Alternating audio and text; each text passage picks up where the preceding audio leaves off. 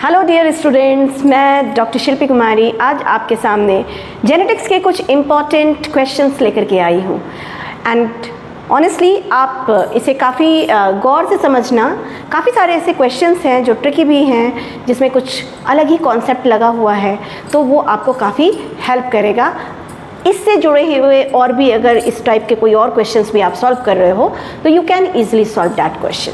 Okay, चलो फिर start करती हूँ। So my first question,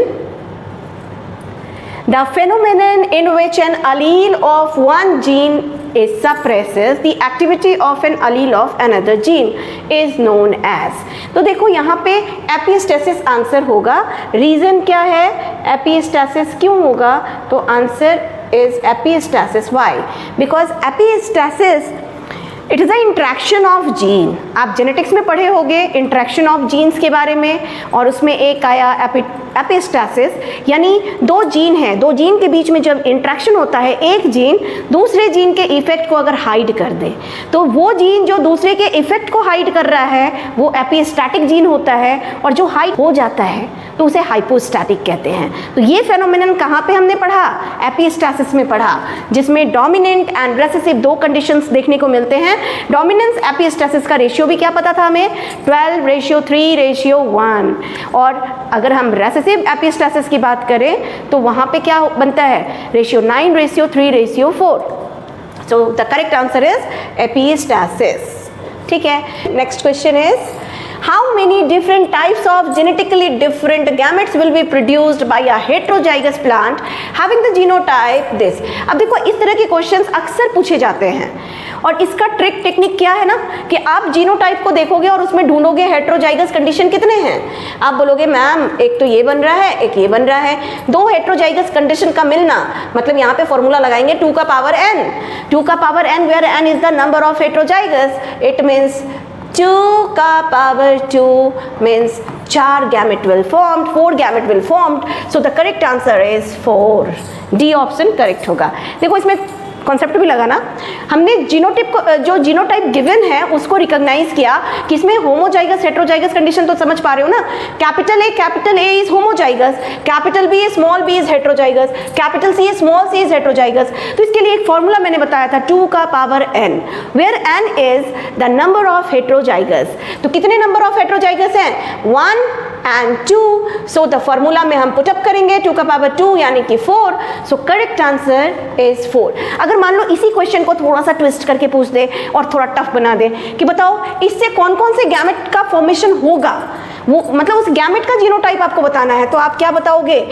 तो यहाँ पे पहला जो गैमेट बनेगा वो गैमेट होगा capital A, capital B, capital C. ठीक है, दूसरा गैमेट क्या होगा? Capital A, small b, capital C. Third gamete capital A, capital B, small c. And fourth क्या हो सकता है?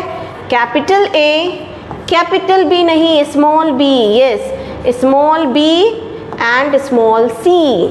Capital A, small b, small c. तो कितने गैमेट बन गए इसमें? जो यानी यहाँ पे ये वाला अच्छे से समझ में आ जाएगा, capital A, small b, small c, ये है फोर्थ वाला। तो यानी कि 4 गैमेट कौन कौन से हैं? तो ये 4 गैमेट का फॉर्मेशन होगा। अगर क्वेश्चन की फ्रेमिंग इस तरह से होगी कि भाई उस जीनोटाइप मतलब उस गैमेट्स के जीनोटाइप्स को आप बताओ कि इसमें से कौन कौन से जीनोटाइप वाले गैमेट का फॉर्मेशन होगा, तो 4 ही बनेंगे और वो 4 ये बनेंगे। ये दूसरे टाइप का क्वेश्चन हो गया, बट इस क्वेश्चन का आंसर डी होगा। ठीक है, चलो next question. When a single gene influence more than one trait, it is called। yes, बहुत इंटरेस्टिंग क्वेश्चन है। अगर मान लो एक जीन है, when a single gene trait 1, trait 2, trait 3, यानी अगर सिंगल जीन कंट्रोल करता है 3 ट्रेट को, 3 कंडीशन को, व्हेन अ सिंगल जीन बोल रहा है ना, तो this is the single gene. मान लो ये ए जीन है जो कंट्रोल कर रहा है ट्रेट 1 को भी, ट्रेट 2 को भी, ट्रेट 3 को भी। If so many traits can controlled by a single gene, this condition is called pleiotropy. Yes, pleiotropy. और इसी को क्वेश्चन को अगर हम ट्विस्ट कर दें, अगर मान लीजिए कि डिफरेंट ट्रेट को अगर मतलब एक सिंगल ट्रेट को सो मेनी जीन्स अगर कंट्रोल कर रहा है तो ये कंडीशन क्या कहलाएगा? Polygenic inheritance. जैसे मान लीजिए हाइट की बात कर लें, स्किन कलर की बात कर लें, क्या जितने भी ह्यूमन बींग हैं सबका हाइट सेम है? नहीं है। तो हाइट के लिए जो जीन है वो डिफरेंट जीन जो है वो हाइट को ही कंट्रोल कर रहा है। तो if so many genes can control a single character, that type of condition is called polygenic inheritance. ठीक है, बट यहाँ जो क्वेश्चन पूछा गया है single gene, if single gene can control more than one trait or influences more than one trait, this condition is called pleiotropy and the best example is phenylketonuria। याद है phenylketonuria जो कि autosomal recessive disorder है, it is the best example of pleiotropy। clear? Next question, the presence of continuous phenotypic variation in F1 generation suggests that a character is inherited by presence of continuous phenotypic variation in F1 generation suggested that the character is inherited by। बताओ क्या होगा भाई? यहाँ पे gene linkage आएगा या epistasis आएगा या पॉलीजेनिक इनहेरिटेंस आएगा, ये रिकॉम्बिनेशन आएगा। तो आंसर जाएगा process of continuous phenotypic variation in F1 generation suggested that the character is inherited by polygenic inheritance. ठीक है, चलो next, on selfing a plant of F1 generation with genotype this, phenotypic ratio F2 generation must be। अब देखो भाई यहाँ पे है on the selfing, अगर इसी की selfing कराएं तो पहले ये समझो कि ये मोनोहाइब्रिड है, डाईहाइब्रिड है, क्या है? आंसर आपका होगा कि ये मोनोहाइब्रिड है। ठीक है, अब इस मोनोहाइब्रिड है और उसका हमें F2 जनरेशन निकालना है। F2 जनरेशन में फिनोटिपिक रेशियो क्या होता है? फिनोटिपिक रेशियो 3:1 होता है, तो answer must B 3:1। Next, when a tall plant with round seed crossed with a dwarf plant with wrinkled seed, then F1 generation consists all tall plant with round seed, what would be the proportion of dwarf plant with wrinkled seed? तो भाई देखो ये condition क्या है? Capital T capital T capital R capital R, इधर small t small t small r small r। जब इसका cross करोगे तो F1 जनरेशन में क्या आएगा? Capital T small t capital R small r, ये आएगा। This is F1 generation. One a tall plant, अब यहाँ पे इसका फीचर क्या है? फिनोटाइप क्या है? मतलब tall plant with round seed, और ये हो रहा है डॉट plant with wrinkle seed. In F1 generation consist tall plant with round seed, तो ये हमें मिला ना, tall plant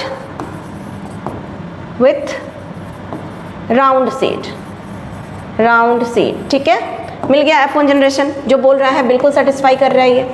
next, the F1 generation consists of tall plant with round seed, what would be the proportion of dwarf plant with wrinkled seed in F1 generation? नहीं बच्चों, यहाँ पे question थोड़ा सा रॉन्ग है। F2 जनरेशन में आपको निकालना है dwarf plant with wrinkled seed, यानी ये वाले चॉइस कितने बनेंगे F2 जनरेशन में? आपको याद होगा मैंने बताया था capital T small r, pure homozygous recessive सिर्फ एक बनेगा, तो यानी कि 1/16 टोटल चॉइस के, क्योंकि डाई हाइब्रिड है तो 16 बनेंगे, तो 1/16 will be the answer. Okay, next, inheritance of ABO blood group.